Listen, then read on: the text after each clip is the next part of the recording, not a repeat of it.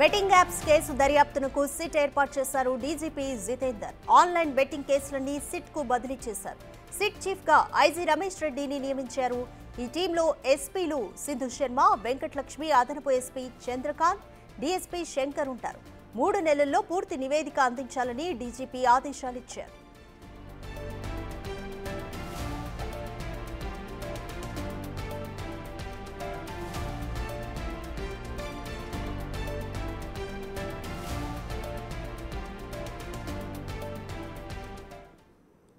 More details మా ప్రతినిధి సుజాత అందిస్తారు. సుజాత, బెట్టింగ్ యాప్స్ కు సంబంధించి రేవంత్ సర్కార్ సిట్ ను ఏర్పాటు చేసింది, అధికారులను కూడా నియమించింది.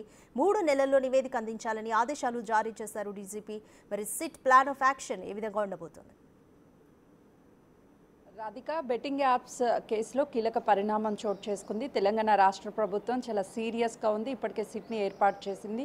5 ఉన్నత అధికారులతో సిట్ని ఏర్పాటు చేశారు. ఇప్పటికే తెలంగాణ రాష్ట్రంలో 2 పోలీస్ స్టేషన్లో బెట్టింగ్ యాప్స్ కేసులు నమోదయ్యాయి. అటు యూట్యూబ్ సోషల్ మీడియా ఇన్ఫ్లుయెన్సర్తో పాటు సెలబ్రిటీస్ మీద కూడా కేసులు నమోదవుతూనే ఉన్నాయి. వరుసగా బెట్టింగ్ యాప్స్ని ప్రమోట్ చేసినటువంటి వాళ్ళ మీద చాలా సీరియస్గా యాక్షన్ ఉంటుంది. ఎవరైనా సరే బెట్టింగ్ యాప్స్ని ప్రమోట్ చేస్తే మాత్రం కఠిన చర్యలు తప్పవంటూ ఇప్పటికే సోషల్ మీడియా వేదికగా కావచ్చు, అదేవిధంగా కేసు నమోదైనటువంటి నేపథ్యంలో ఒక మెసేజ్ అయితే వెళ్తుంది. ఇప్పుడు ఎవరైతే బెట్టింగ్ యాప్స్ని ప్రమోట్ చేశారో, వేలాది మంది బెట్టింగ్ యాప్స్ ప్రమోట్ చేసిన తర్వాత బెట్టింగ్ పెట్టి డబ్బులు పోగొట్టుకున్నటువంటి వాళ్ళు ఉన్నారు. ఇక ఎవరు అలాంటి బెట్టింగ్ యాప్స్లో డబ్బులు పెట్టి పోగొట్టుకొని ప్రాణాలు కోల్పోవద్దనే తెలంగాణ రాష్ట్ర ప్రభుత్వం చాలా సీరియస్గా ఈ నిర్ణయం తీసుకున్నట్లుగా తెలుస్తుంది.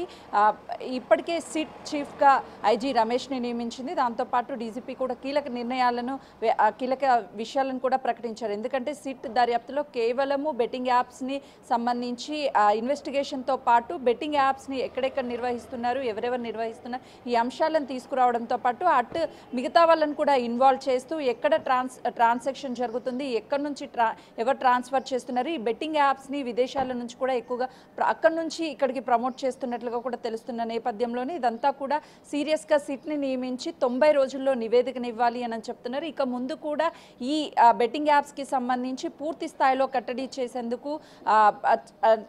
చేసేందుకు నిర్ణయాలు తీసుకోవాలి. ఎక్కడా కూడా బెట్టింగ్ యాప్స్ ప్రమోషన్స్ కానీ లేకపోతే బెట్టింగ్ యాప్స్ నిర్వహించేటువంటి వాళ్ళ మీద కఠిన చర్యలు ఉంటాయి అని చెప్పేసి చెప్తున్నారు. సిట్ కూడా ఈ 90 రోజుల్లోనే నివేదికను ఏర్పాటు చేయడంతో పాటు ఈ బెట్టింగ్ యాప్స్ని ప్రమోట్ చేసినటువంటి వాళ్ళతో సహా మరికొన్ని జిల్లాల్లో కూడా బెట్టింగ్ యాప్స్లో డబ్బులు పోగొట్టుకున్న వాళ్ళు ఎవరైతే ఉన్నారో వాళ్ళందరినీ కూడా ఒక ముందుకు వచ్చి ప్రతి ఏరియాలోనూ పోలీస్ స్టేషన్లో ఫిర్యాదు చేయాలి. ఎవరైతే బాధితులు ఉన్నారో వాళ్ళు ముందుకు వస్తే ఈ కేసులో ఇన్వెస్టిగేషన్ కూడా త్వరితగతిన పూర్తయ్యే అవకాశం ఉంటుంది. కాబట్టి సిట్ 5 సభ్యులతో పాటు న్యాయ నిపుణులు, అదేవిధంగా ఈ ఇన్వెస్టిగేషన్ టీం అదనంగా కూడా ఏర్పాటు చేసి దర్యాప్తు ముమ్మరం చేసే అవకాశం ఉంది. Radhika, thank you Sujatha.